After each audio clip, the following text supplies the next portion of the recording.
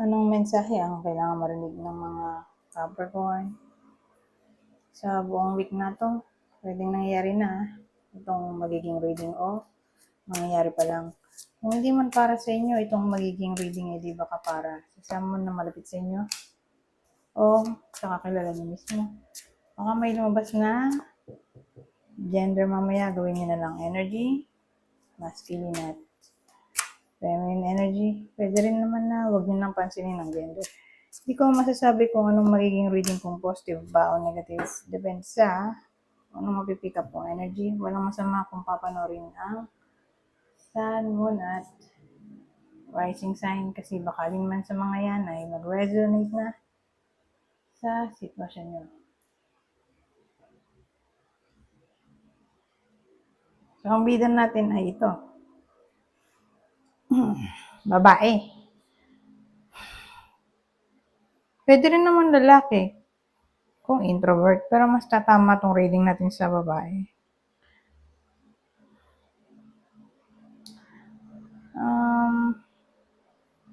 Yung bida natin, i-describe ko. Tingnan nyo kung makikilala nyo. Kung kayo ba to o kakilala nyo. So, bukod dun sa sinabi kong gender, babae, pwede rin dun sa lalaki kung introvert. Pero mas tatama tong reading sa babae.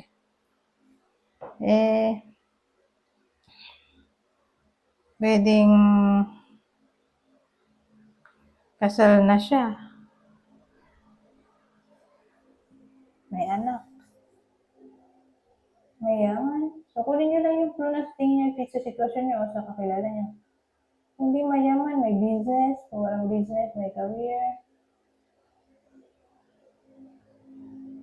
Ayun.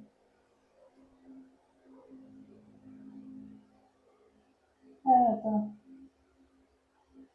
Itong dulo, 6 of Pentacles. Ano to? Double 7 pala ito. 7 of Cups. Tapos 7. 7 of Wands.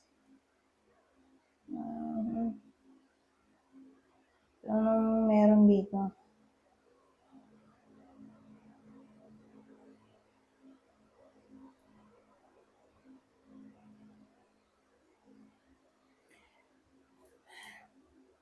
Ano ba pwedeng meaning? Una,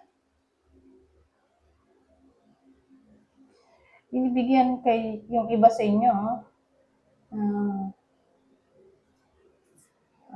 mensahe mula sa universe na paparating na ang good news.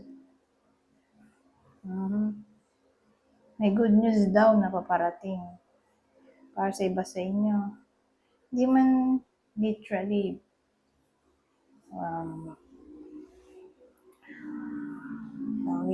big opportunity, pero at least good news pa rin, di ba? Pangalawa,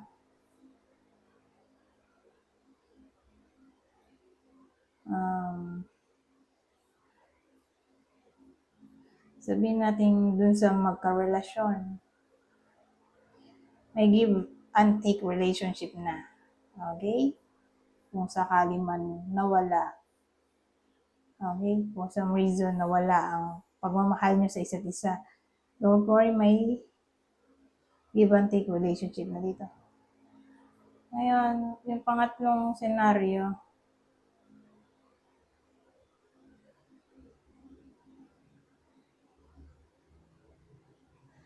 sabihin natin walang work yung iba sa inyo o malapit sa inyo. Kung mag-a-apply yun, edi magkaka-work. Okay?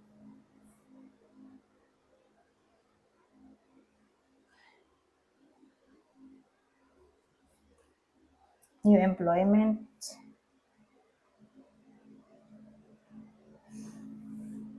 Ayun.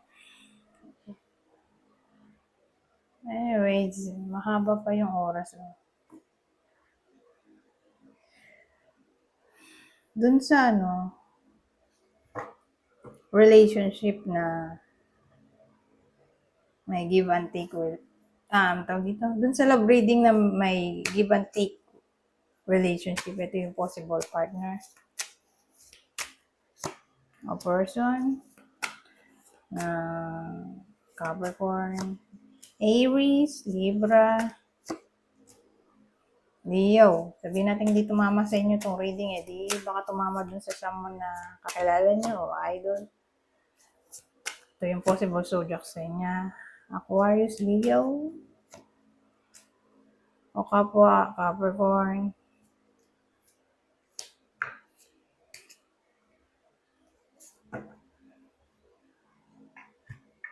Ito yung iba pang clue. So yung clue natin, kung di tumama sa inyo di baka tumama sa person nyo kakilala o idol. Kunin nyo lang yung clue na sa tingin nyo fit sa sitwasyon nyo o sa kakilala nyo. So may someone na may taling o nunal. So dun sa dalawang mag-lovers, pwedeng tumama tong clue natin. Practitioner, so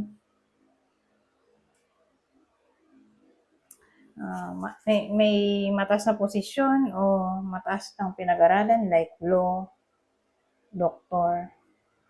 Or kung di ganon, di may trabaho yung bida. Isa dun sa bida o pare sila. So, may someone na mahilig sa black clothing o baka uniform to. Black. So may kalbo. Okay. May someone na kalbo. Kasi sa panahon ngayon, hindi lang lalaki ang nagkakalbo. Minsan babae. Depende sa trip. Di ba? So, may clue tayong kalbo. Anyways. Punta tayo sa susunod. Ito. Ibang senaryo.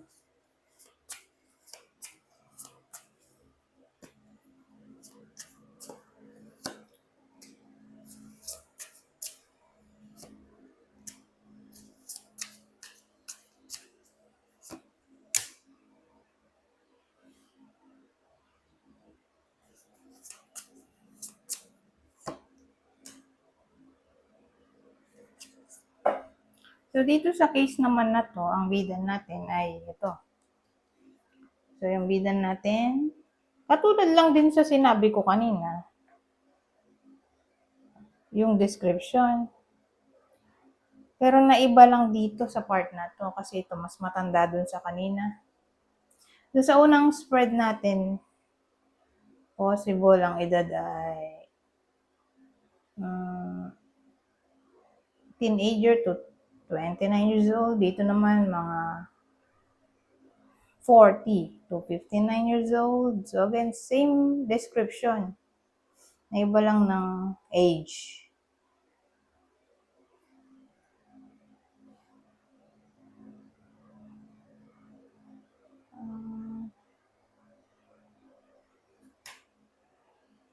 Ano meron dito sa taong to? So, ulitin ko na lang para maalala nyo kasi malaki chance na baka makalimutan nyo. So, yung clue natin kanina, sabi ko, babae. Pwede rin sa lalaki kung introvert. Pero mas tatamaan ng reading natin ay babae. Nanay na. Mayaman. Teka lang. Nanay, kasal, mayaman. Kung di mayaman, may career. May business. Kung walang business, may career. Kung walang business, may career. Ano ba? Boss. Maaaring boss mismo yung babae or ito yung boss nyo. Yun nga, yung edad na sinabi ko, mga 40 to 59 years old. So, kunin nyo lang yung clue na sa tingin nyo fit sa sitwasyon nyo sa kakilala nyo. So, yung bida natin ganun, ha? Ngayon, anong meron sa kanya? Nandito yung baliktad na Four of Swords.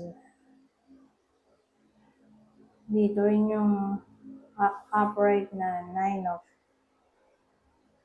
Clubs na ba ito? Wands. Baliktad na 8 of Cups. So, ito nga yung bida natin.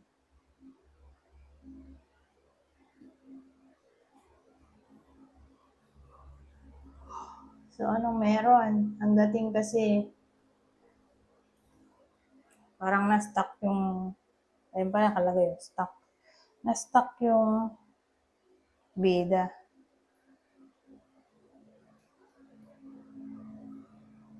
Pero nagpapakatatag pa rin siya dito.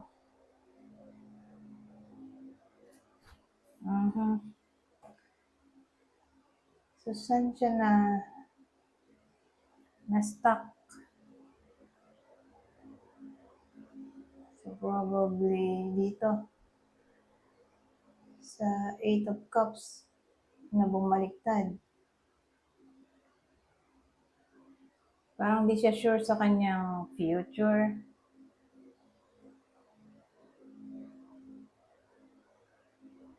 Ano yun?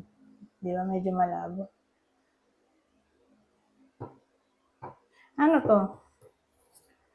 8 of Cups natin. Nabaliktad.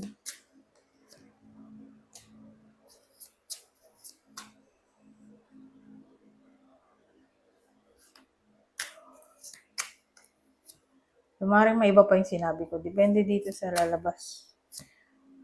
Na clarifier cards. Oh.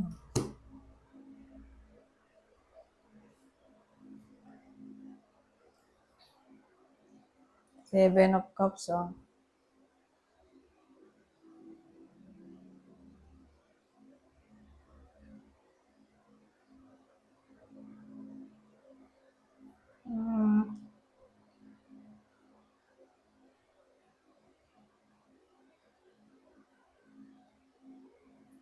So, again, tungkol sa inyo. 8 of Cups natin.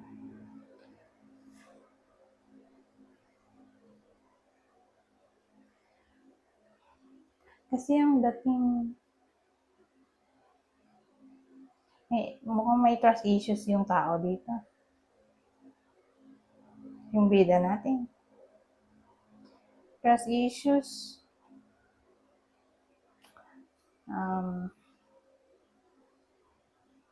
Sa topic ng loyalty, stability, security. Kasi confused siya dito.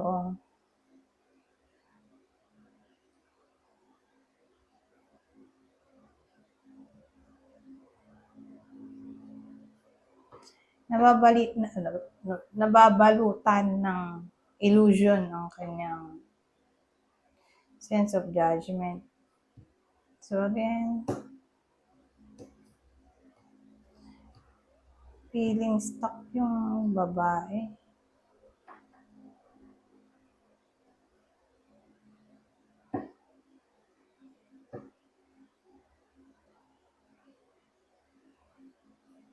Dun sa partner niya, nagmukha na itong love reading.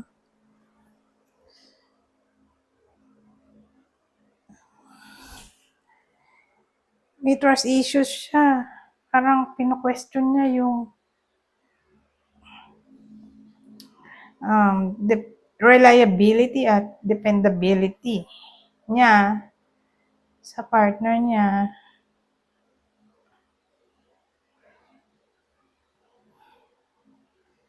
Ganun ang dating.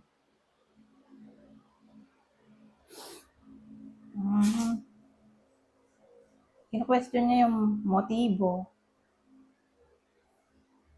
intention.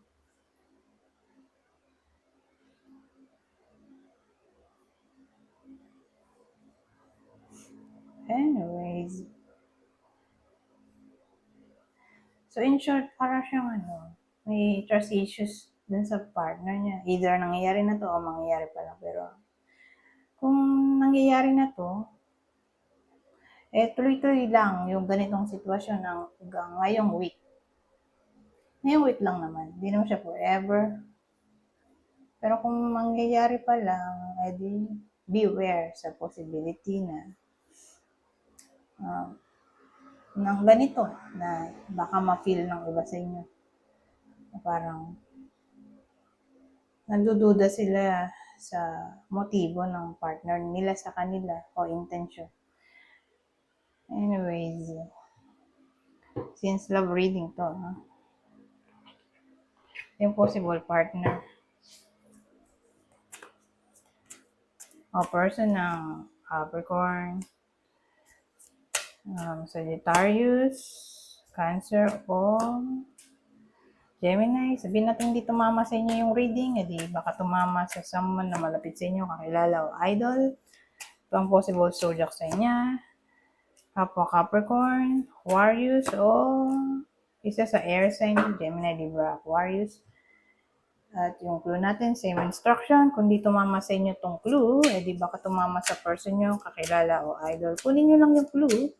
Sa tingin nyo fit sa sitwasyon nyo o sa kakilala nyo. So may someone na short.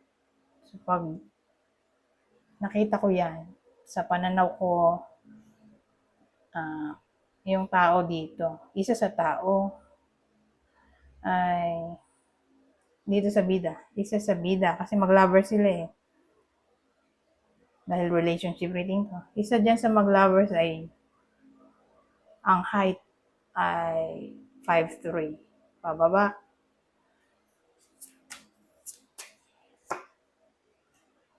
Maputi. May skin condition o sakit sa balat.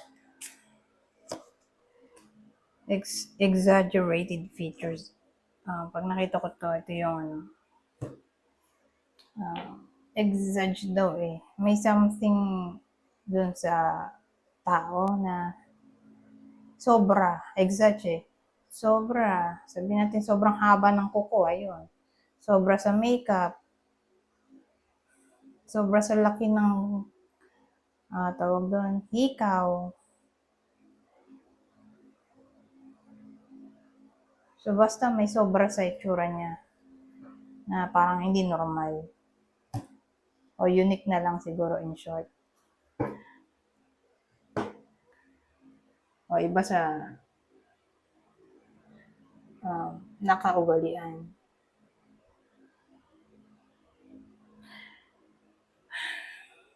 Anyways, ito.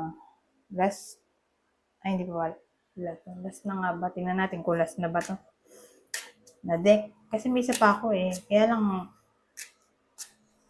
as much as possible, mga 20 minutes lang yung reading natin. So, tingnan natin. Kung ano. So, sobra ba sa oras? Kung hindi, edi, gagamitin natin tong last deck. Pero kung pumalo na to ng 20 minutes, edi, ito na yung last deck. So, may hot tayo. Hot at storm. So, may storm eh, no? So, pag may storm, mga may crisis. So, identity crisis to. O career crisis.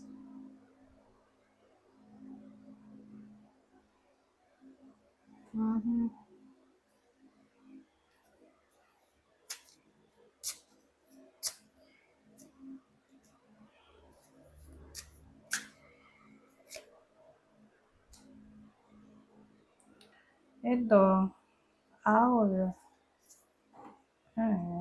Antidote.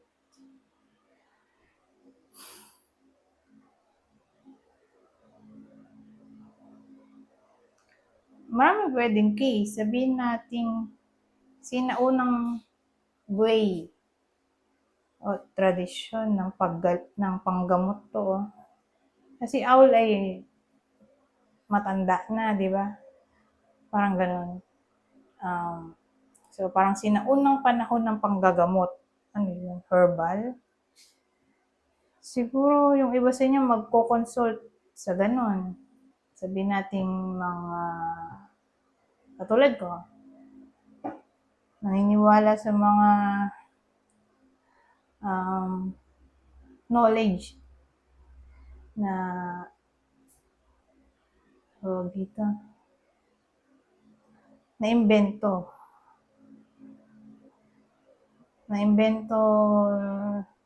noong sinaunang panahon. So, yun. Papasok dyan yung spirituality, medicine. Pero medicine, edi herbal yan. Herbal o holistic way ng panggagamot. Ewan ko. O albularyo siguro. May lalapit siguro sa, yun nga, katulad ko na naniniwala sa spirituality, divination, or baka lalapit sa doktor na holistic nga yung way ng kanya panggagamot o gumagamit siya ng mga herbs or tawag doon, mga gulay, prutas, gano'n. Yung kanyang way ng panggagamot. Mga natural ba? Remedy, in short.